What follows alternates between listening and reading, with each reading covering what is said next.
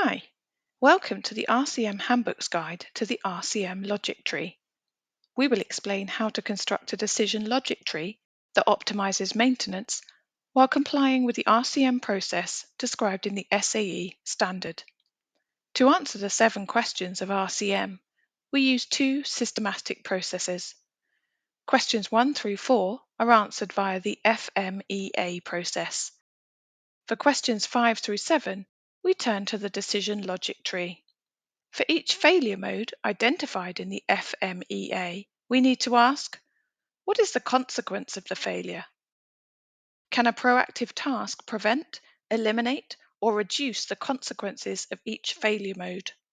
What must be done if a suitable proactive task cannot be found? To help us answer these questions, we will create a decision logic tree. This is a heuristic tool that provides a systematic and efficient process to determine the optimal maintenance strategy for each failure mode. To start the decision logic tree, we must first ask, is the failure mode evident in normal operation? The prime question is whether the failure is evident or hidden. The failure's consequence and subsequent maintenance strategy is directly related to whether the failure mode is observable. This question results in the 2 main branches of the tree, hidden and evident failure modes. The next layer of logic determines the consequence. We need to work our way through the consequences in order of severity. We must first ask, does the failure mode have a safety or environmental consequence? RCM does not apply a monetary value to human life or the environment. If the failure mode is either safety or environmentally critical, we must provide proactive maintenance or redesign the system to mitigate the risk. If it does not have a safety or environmental consequence, we must then ask, does the failure mode have an operational consequence?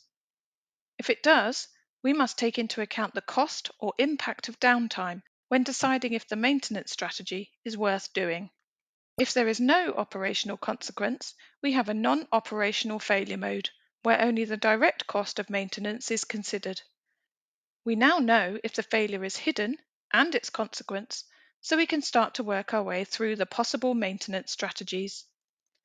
The SAE standard states that each strategy should be evaluated, and, of the applicable strategies, the most cost-effective should be selected.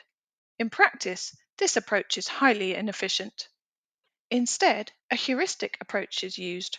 The possible maintenance strategies are prioritized in order of desirability. The analysis will take each strategy in turn, and if the strategy is both technically feasible and worth doing, it is selected. There is no need to continue the evaluation. We will briefly summarize each strategy, but you can view our guide to RCM maintenance strategies for more detail and explanations of when each is applicable. The most desirable maintenance strategy is predictive maintenance. In this strategy, we measure the condition of the asset to detect upcoming failures. Traditionally, this would involve an inspection task, but increasingly, assets can perform self-diagnostics or organizations set up continuous monitoring systems. So we will split this strategy into 2 distinct questions. Is there automation to detect a potential failure? And can we perform an inspection task to detect a potential failure? If predictive maintenance is not applicable, we move on to preventative maintenance, where we perform regular maintenance based on the age or use of the asset. Again, there are 2 types of preventative maintenance. We can either restore the asset or replace it. Replacing assets is usually more expensive or invasive than simply restoring the asset, so we order them as, can we restore the asset? And if not, can we replace the asset? If we have not yet found a strategy that is technically feasible and worth doing, we now need to consider if the failure mode is hidden. If it is, and we cannot do one of the proactive tasks shown above, we should ask if we can perform failure finding, where we look for hidden failures.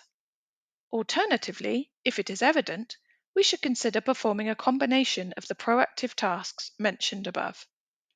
If we have a series of no's, we get to the final question. What must be done if a suitable proactive task cannot be found? The options available are run to failure and redesign. The first strategy simply lets the asset fail, and you repair or replace when it does, such as a household light bulb. The second takes you back to the drawing board.